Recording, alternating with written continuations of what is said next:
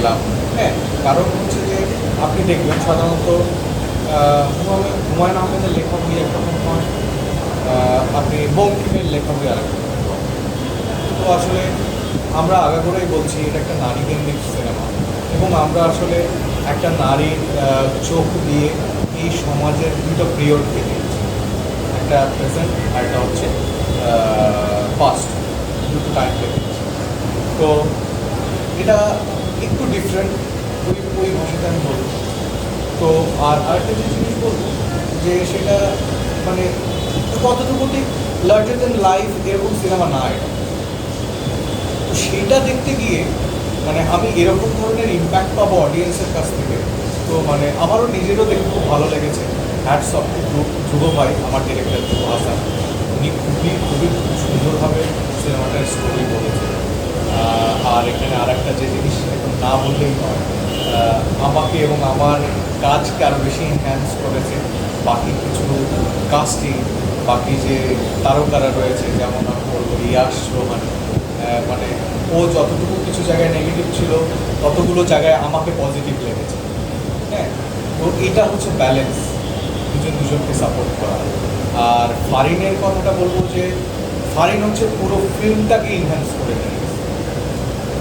তো সেই দিক থেকে আমি বলবো যে মানে এখন পর্যন্ত যা ফোন কলস, এখন অনেকের সঙ্গে কথা বললাম এখানে এসে, তাদের কথাবার্তা শুনে আমার খুবই ভালো লাগছে। ফারিনের মানে এটা আর বলার কিছু নাই আমার। আর গল্পটা এত অসাধারণ, তারপরে একটা মুক্তিযোদ্ধার একটা চরিত্র।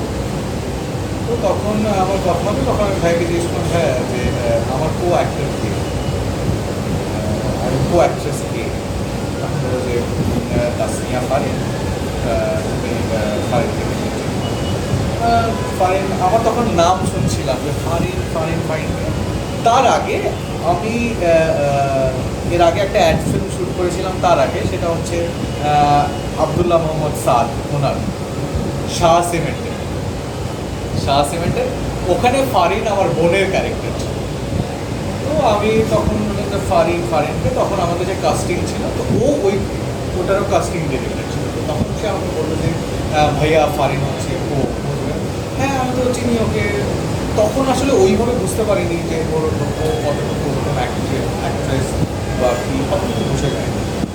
তারপরে একটু ডিসঅ্যাপয়েন্টেড ছিলাম আমি হালকা, এটা আসলে সরি টু সে, ফারিন আসলে ওরকম না ব্যাপারটা। লাইক আমি একটু, তো আমার ইচ্ছে ছিল যে হয়তো এখানে কোনো একটা স্টার কাস্ট থাকবে বা মনে হচ্ছিল। এটা জাস্ট সিম্পলি এটা আমার ধারণা, আমার ব্যক্তিগত জায়গা থেকে আমি বলছি। তো তারপর বলুন যে না, ফারিন ও অডিশন দিয়েছে, তো খুবই ভালো করেছে। তো তারপর আমরা তো সেটে গেলাম। এর আগে আমার ফারিনের সঙ্গে আমাদের রিহার্সেলে দেখা হতো। রিহার্সেলে ছিলাম, আমরাও করে যাচ্ছিলাম, ও করে যাচ্ছিল। আমাদেরকে 2 মাস ট্রেন করায় নতুন, আবার আমরা ট্রেন করছিলাম। তো পরে যখন তখনও আসলে আমি ভালোভাবে বুঝতে পারিনি, বা আমি নিজেরটাও বুঝতে পারছিলাম না আমি কতটুকু ভালো করছি। তো ওকে আমি কি আর জাজমেন্ট করবো, যে আমি নিজেরটাই বুঝতে পারছি না কতটুকু ভালো করছি। তো আমরা যখন সেটে গেলাম, সেটে যাওয়ার পরে প্রথম শুরু আমার শুরু হয় গান, ছোটো ভাই সবসময় তুমি জাস্ট আমি যা বলবো তুমি শুনে যাও।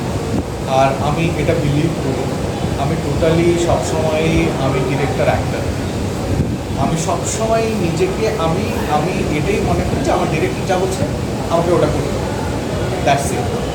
তো আমি ধ্রুব ভাই ফার্স্ট শর্ট, সেকেন্ড শর্ট বা বাকি সিনগুলো যখন হচ্ছিল, আমি শর্ট দিই, ধ্রুব ভাই থেকে থাকি ওকে তুমি আমার উপরে তুমি একদম নিশ্চিন্ত থাকবে, এটা আমার ছেলে। বাট আপনাদের তখন আমরা বিকেলবেলা একটা সিন শুরু করি, সেটা হচ্ছে ফারিন আর আমার একটা রোম্যান্টিক সিন, এটা এখানে আসে, ও লুকায় থাকে। ফারিন যখন ছাদে আসে তখন হচ্ছে ওর সঙ্গে খুনসুটি করে, অ্যাকচুয়ালি তারা ডেট করে। এই সিনটা করে প্রথম একটু দুজনেই, হয়তো আমারটা পার্সেন্টেজ কম ছিল, বাট ফারিন অনেকটা শাইনেসটা ওর ভিতরে ছিল। হ্যাঁ, তারপরে জাস্ট 3টা টেক হওয়ার পরে যখন ওই বলছিল যে আমার আর একটু এরকম চাই, আর একটু ভালো, যেটা রিয়েলিস্টিক মনে হয় জিনিসটা অনেক হয়তো, ব্যাস এরপর থেকে ফারিন পুরা অন।